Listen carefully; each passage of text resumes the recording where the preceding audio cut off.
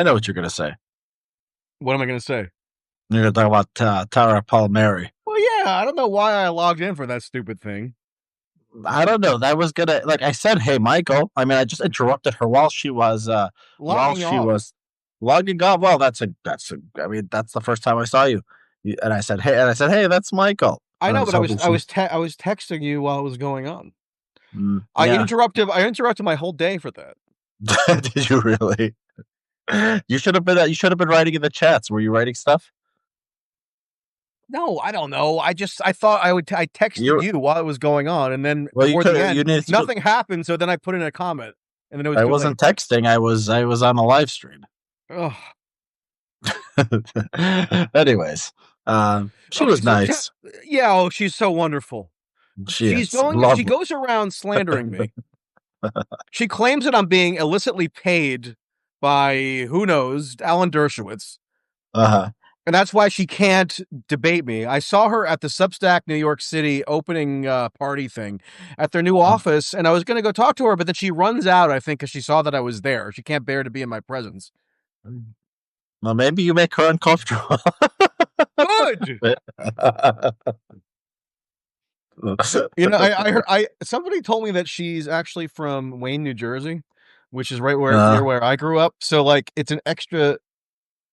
Yeah, she went to DePaul. Okay, she went to DePaul Catholic High School, and she's 1 year older than me, and she went from Wayne, New Jersey. If I make her, I'm from like an adjoining town, essentially. If I make her that uncomfortable, then she really needs to get her act together. Hometown betrayal. Is she Jen Palmieri's daughter?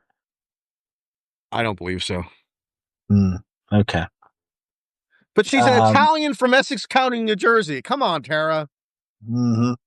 Yeah, I don't know. Maybe you were. I have to go back. I just wish you had congratulated her. She got such a touching shout out in the new best-selling memoir by Virginia Roberts Giuffre, which is the #1 best-selling book in both the United States and the United Kingdom, at least as of last week.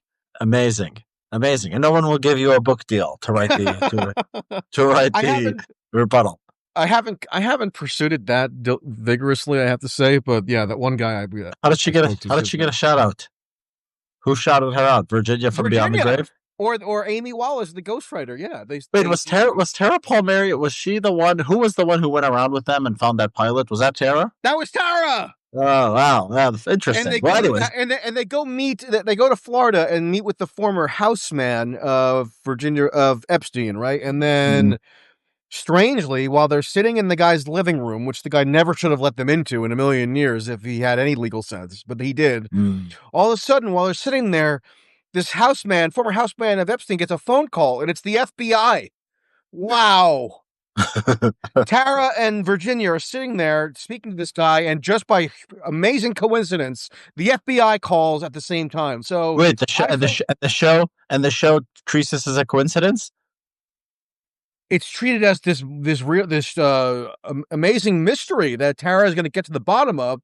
I don't know. It happened over 5 years ago. She's still never gotten to the bottom of it. So I would really like to know if she and Virginia were collaborating anyway with the FBI.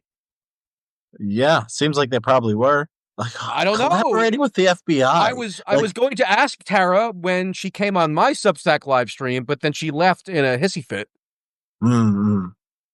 I don't know. Maybe she's just emotional. Over it. She comes up to me at the Epstein press conference that you were at, right, in D.C. in September, and says, "Who are you with? Who are you with? Why are you harassing the victims?" I'm like, first of all, Tara, I guess I'm with quote unquote Substack, just like you are.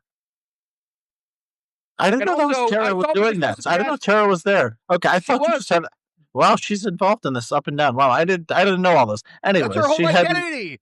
Who cares? Her whole identity? I don't know why she bothered to talk to you about MAGA stuff. Like, who? I thought I know all these stories. I know somebody yelled at you. I know somebody went to that guy's house. I didn't know they were all Tara. I forgot who. That's all Tara Palmieri, one of the great journalists of our age. Well, she invited me on to talk about something else. Yeah, so. I know you probably fell in love with her or something.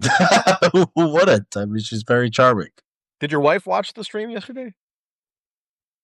No. What kind of question is that? I don't know. Okay, anyway. No, because I mean, I had a great day planned yesterday. I went and talked to the Rebbe of Far Rockaway, Queens. I went to his study. It was a very interesting discussion. I wrote about it for Unheard. It's going up tomorrow. I'm sorry. I did interject on your behalf and said, "There's Michael," and like I can't just hijack her show and say he needs to confront you about Epstein. Hijack that woman's show. She deserves it. Okay. Okay. So I woke up this morning, and all of a sudden, I'm getting ready to finish my Rebbe thing.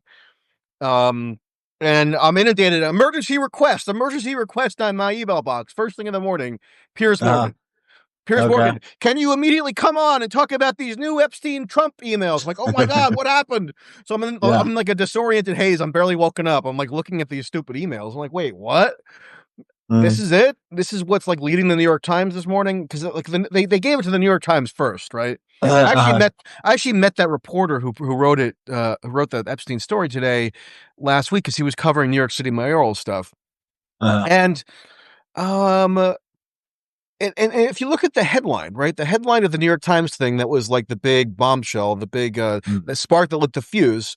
What does the headline say in the New York Times? Right now it says Epstein files live updates. Trump named in emails released by Democrats and Republicans. No, but this morning it was Epstein alleged in emails that Trump knew of his conduct. Okay, so what conduct did Epstein allege in the emails that Trump knew of?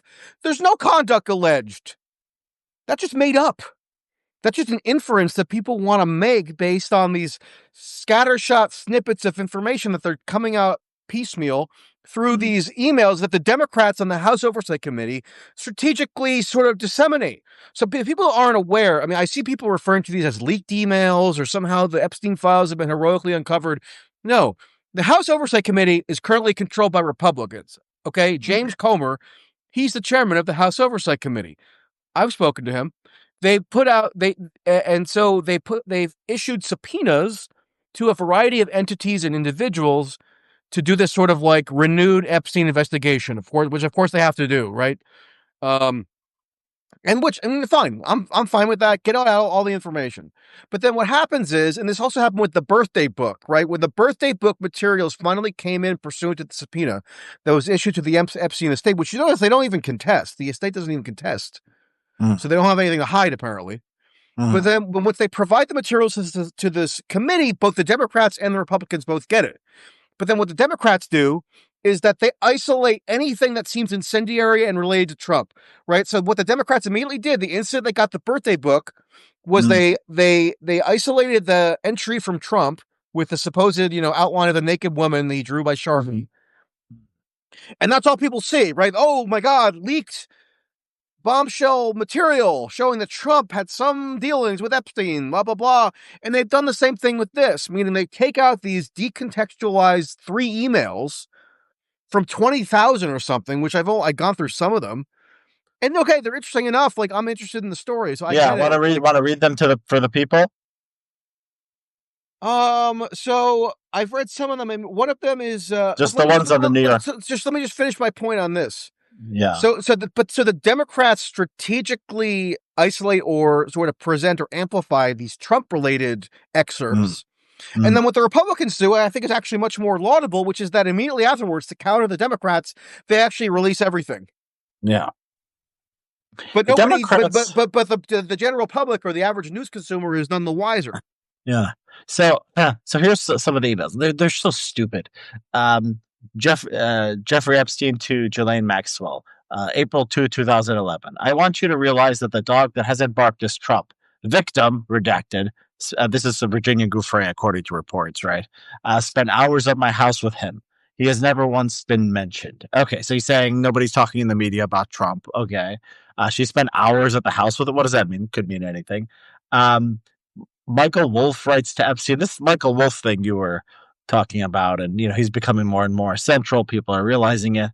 And Michael Wolff tells him to come forward in a way and talk about Trump. Michael Wolff tries to get him to like denounce Trump and like he gives him some. Michael Wolff loathes Trump. Okay, he's a New Yeah, York but City Upper it's West Side liberal. I wonder if Epstein did this. This would have like he could have been maybe he would have been a resistance hero or something. Like I think he gave him sound advice. Well, there was one email excerpt that I was reading some of where he's getting like I don't know. I guess they put out privileged lawyer client information because, or maybe it's no longer applicable because he's dead. I'm not sure, but there's one Yeah. there's one message that he gets that the lawyers are involved. His lawyers are involved with. They're sort of like planning out what a potential PR strategy could be, and they're talking about, maybe you could like sort of become an anti-Trump crusader or something, and I that love that. would make the story bigger than you, right? It would make it also about Trump, but then you could like almost make it seem like you're blowing the whistle on Trump or something.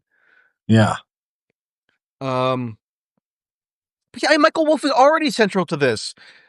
I'll just give you an example of how stupid the media is. I can't stand them. And I'm not like a right-wing nihilist where like the media is always bad. We have to just discount everything immediately. But here's this woman, Helen Lewis. Okay. She's a British journalist. I guess now she's at the Atlantic. Somebody sent me this tweet. I wouldn't even have seen it on my own. She says, these Epstein emails are basically the opposite of conspiracy theory. He's just written it all down. Like, oh my God, it's all out in the open now. Written it all down. Okay, so I said, written what down? What exactly has been written down, Helen? A confession that Trump was involved in child sex trafficking? Because that's still very much a ludicrous conspiracy, albeit one that journalists and politicians clearly want to be true. Contrary to all available evidence. Here's what she says to me. No, but these emails, I guess she's agreeing that there's no child sex trafficking conspiracy, which is kind of big. But she says, no, but these emails are further evidence of quite how connected Epstein was with figures like Larry Summers and Michael Wolff. Michael Wolff. We knew them. Wolff wrote a whole book about his relationship with Epstein. They don't know anything. These people don't know anything. They're just spouting off. This stuff has been known for years that he was involved with Larry Summers. Yeah, by the way, speaking of unfair tweets, Matt Stoller had a tweet where he's like, here's Larry Summers just calling women dumb casually. He doesn't call women dumb. Larry Summers goes, I said that women were half of the world's intelligence. I didn't mention that they're 51% of the world's population. So he's saying they're equal in intelligence. They have the majority of the... Anyways, it was a very small point, but it was annoying to be how they tried to get him as a misogynist. Okay, whatever. I mean, you don't. I mean, I know the whole. I know why Larry Summers was ousted from Harvard. Okay, it was because he said that women are less inclined to go into the hard sciences or something. Whatever the case may be, it doesn't matter. But like, just look at this misconception. Nothing matters. Yeah, nothing matters. No, but they're saying these emails now prove like they were best friends. Yeah. The conspiracy that it proves is that Epstein had a relationship with Larry Summers and Michael Wolff. Yeah. Someone's asking Michael, what evidence does Tracy need? Epstein's Mossad identity. Here's what evidence I need. Any evidence at all. Any evidence. That there was a child sex trafficking ring. Trafficking ring. That's the whole reason we know the name Jeffrey Epstein. Right? Yeah. Am I wrong about that? You are correct. And also something that would counter the mounds of contradictory or countervailing evidence showing that the claims of a child sex trafficking ring are absurd and fantastical. That's what I would need. Yes, I would also need that. Yes. I mean, the stuff that's come out with like Israel recently. Okay, fine. We've known he had this relationship with Ehud Barak. Ehud Barak was the former prime minister of Israel. Ehud Barak was in charge of the Israeli intelligence services when he was prime minister. He had business dealings with Epstein. Epstein, he had an amazing Rolodex. Nobody has denied that. So people want to get so far afield from the core claim, which has given rise to us even knowing about Epstein in the first place, which is the child sex trafficking stuff. They almost want to treat that like this ancillary little detail that no longer matters. Even though Virginia Roberts, she was the number one best-selling book in America. Mm-hmm. Oh. Yes. Stop gaslighting me, commenters. Anyways, these comments. Okay, so yeah, so there's no difference. So he has this one to the Saudi prince, Sultan bin Salam. Never heard of him. Donald is close to no one. He talks to many people. He tells each one something different. Sultan bin Salman. Do you know him? I heard he is close to Trump. What? It's just like it has this He's Saudi just prince saying, gossiping. He's yeah, gossiping. but it doesn't even tell you who he is. Like, do you know him? I heard he is so close to Trump. Who? They heard it's just like it's Yeah, just like gossip. why don't they put out the full sequence of emails? I've been trying to get them, like, because they Yeah, didn't release them, but but they're like all I out can't. now, right? They're all somewhere. They're all out Somebody now, has but them. like I can't. Maybe I'm like computer illiterate or something, but I'm having trouble getting the full like DAT file open. If anybody knows how to open a DAT file, let me know. I put it into Give me a link. ChatGPT. Maybe I can open it. I'm pretty smart. Give it to Okay. ChatGPT. It'll probably get it. I did, but they have to like. Uh, They said they can't download. ChatGPT says it can't download it directly, and then I download it and I put it no, in the you can DAT file. upload it. I did upload it, And then and then it gives me some stuff, but it's not like well organized. it gives you some stuff, but it's not well organized. What does it give you? It puts together it puts together the batch of emails, right? But it's Can just you not. search? Yeah, you can search. Hold on, let me find it. Yeah, 'Cause search for stuff. Search for I don't know. I read one email that was from Deepak Chopra. Okay. Do you know who that is? Like the guru Yes, guy? yes. You don't know him? No, I do. Uh, And he's talking to Epstein about like, hold on, I have the text file. I don't know. Maybe I need a Windows computer or something. Oh, okay, here we go.